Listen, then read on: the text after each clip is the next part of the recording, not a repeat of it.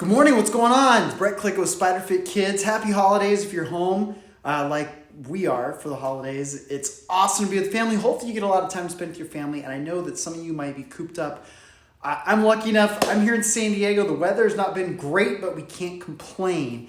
But if you're somewhere where the weather's not so good, maybe you're getting a little cabin fever with you and your kids, maybe you're a coach and you're working with a team and all of a sudden you can't be out in the field, or you're sharing gym space, or maybe you're in a classroom or something like that. That's what I'd take some time to talk about today is what can you do? And I don't want to just, now if you're a member of the Powerful Playground, I'm going to be mentioning some of the activities.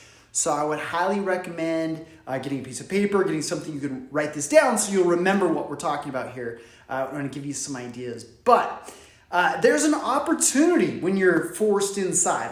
Here's the problems with being forced inside. We often don't see the opportunities because, especially if you have young kids, they're antsy. When you're inside, it amplifies the noise. There's not as many places you can relegate them. Hey, go run out to the tree and back. You can't spread them out. There are some definite limitations, but there's some definite opportunities when we're inside as well. Think about that winter time. Just like when I've worked with high level athletes.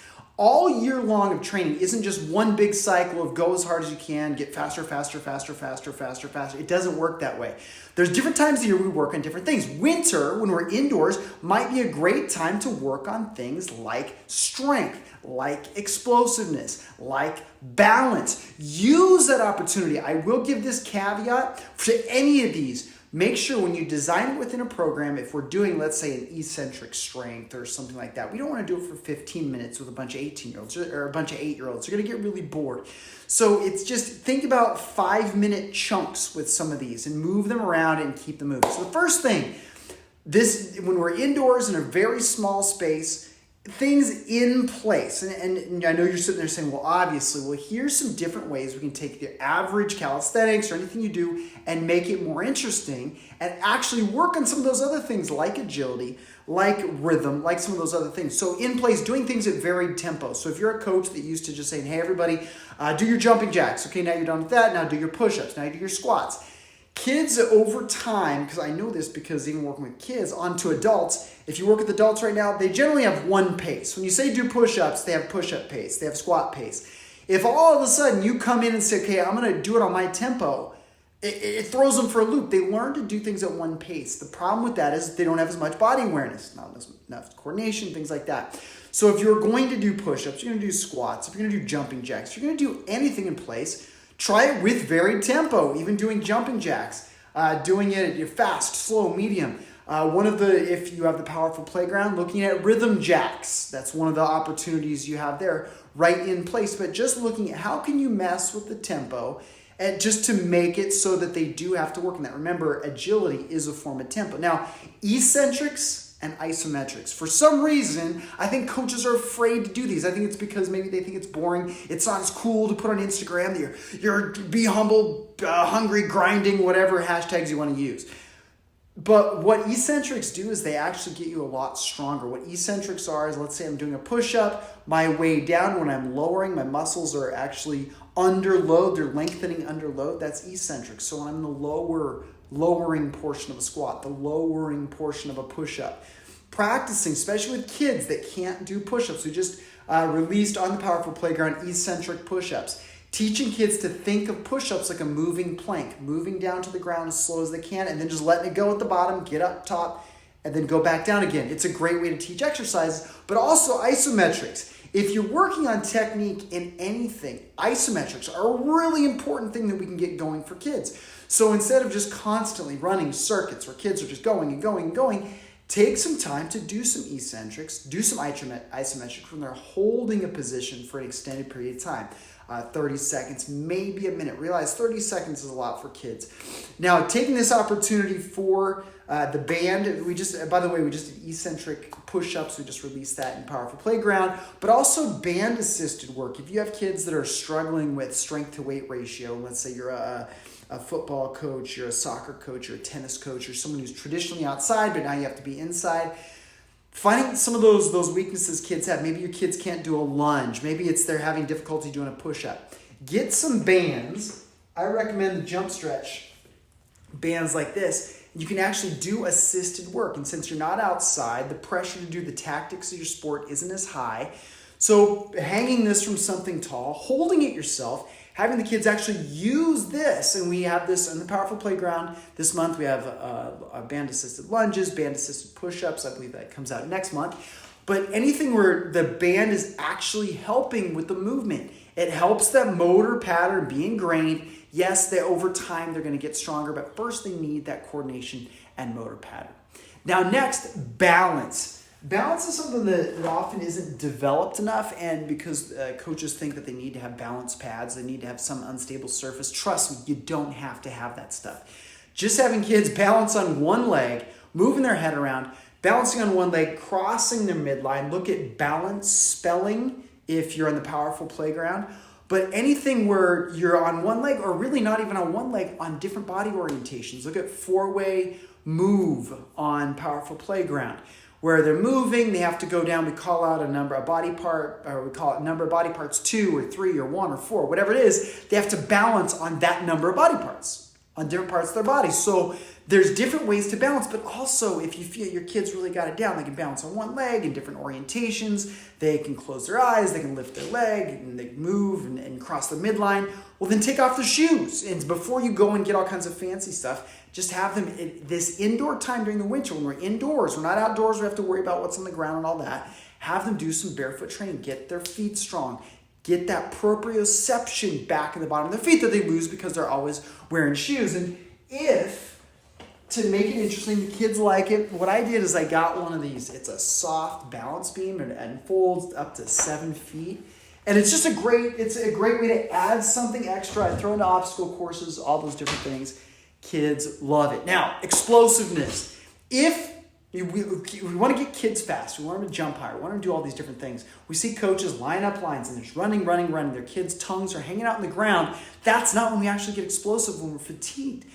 Indoor work with limited space is a real opportunity to improve explosiveness. So whether it be box jumps, jumping onto a box, and I don't mean doing 50 box jumps until the legs fall off. I mean learning how to use their arms, fire down the 1, 2, 3 drill that we have. The 1, 2, 3 drill for both vertical and horizontal on the Powerful Playground. Box jumps also on the Powerful Playground.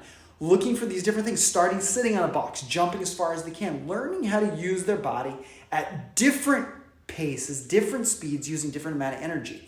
So those are opportunities for indoors. So don't be bummed if you're indoors. This is an opportunity, 3, 4, 5, 6 months, however long you're indoors. This is an opportunity to get a lot stronger, to get more mobile, to get more balance. So when we move outside, back to the sport, all of a sudden they have this strength, and now we can move that strength into the tactics of the sport. Now, moving indoors, we're not going to have a whole lot of room depending on the size that you're working with. Moving is a great opportunity. This is where we can work on footwork in the same position. So look at agility letters if you're on the Powerful Playground. Just moving, calling out a letter, calling out a number, having kids recreate that number on the ground right in front of them. You only need a couple feet. Maybe it's just cone step overs. Maybe it's just anything where they're in place, they're just getting their brain talking to their feet. Now, obstacle courses obviously are a favorite of mine, but when we think of obstacle course, we often think of these huge, elaborate. An obstacle course just means that we're having the kids do movement transitions. That means from one movement to the next movement to another movement, their brain has to quickly say, okay, I know we were just skipping, now we're going to be rolling. I know we were just rolling, now we're going to be dribbling a ball. These quick rotations. So look in your environment. Maybe you're in a classroom, you got desks, you got chairs. Hey, that's awesome. Chairs are an awesome piece of strength and conditioning equipment. We can go under, we can go over, we can go around, we can go on, we can go off. A chair is an awesome piece of equipment. But just think an obstacle course, what do you have? Kids can go under, they can go over, they can go around, they can go on, they can go off. Just get some cones. Even if you're indoors or in a classroom or something, just have some cones available. But also, one of the other favorite things that I like, I'm a huge fan of sandbells. So whether these are part of an obstacle course, they have to pick them up and throw them, they step on them. Maybe it's part of explosiveness training where they're throwing it. These don't bounce all over the place. They don't roll. They stay in place. So if you have limited space, make sure to get the Hyperwear sandbells. I use these for grip. We use these for absolutely everything because a lot of the time I'm indoors. I'm in a classroom. I'm in a place with limited space. So those are some different things, some different equipment. Just realize if they're moving, it's not a great opportunity to be running all around, but think about the obstacle course. Think about what agility actually is. Agility is learning how to manage the space around you with speed and moving efficiently in that space. Well, hey, if you want kids to be agile, actually that indoor small crowded area is a great opportunity to help develop agility. So setting up, again, over, under, around. If I have a cone, how many things can I do to that cone? Well, I can go over it, I can go around it. Probably can't go onto it and off of it, but just different things you can do with that. And finally, partner work. Partners work great. Kids like to work now. It doesn't work for all ages, but things, partner pursuits. If you're on the Powerful Playground, partner mirroring, partner tag, knee tag, visual pursuits, partner sound pursuits. All these different things, working with a partner where it's an in-place partner tag, reaction, that type of thing, and using their partner as an obstacle. So maybe partner's doing a push-up and the other person is jumping over their partner, or they're doing quick steps through their feet, or maybe they got their hands out in front of their partner, starting to push their hands down, they're staying up. You're only taking up as much room as your body occupies. You're not having to take up a ton of room. So indoors is an opportunity. Don't think of, oh my gosh, we're not getting speed work. Yes, you are. You're building. Think about that time during the winter, building the mobility, the stability, the strength, the power, the explosiveness, all those different things. So when the weather does get better and you get back to your sport, you can move outdoors and make it happen. So if you want to see some of those in action, some of those things that I mentioned, go to thepowerfulplayground.com. It's our site, literally it's our online activity vault. We got everything. So go and check it out. But enjoy your holiday break. Get out, get active. If you can't get outside, get active right inside. I look forward to seeing you soon.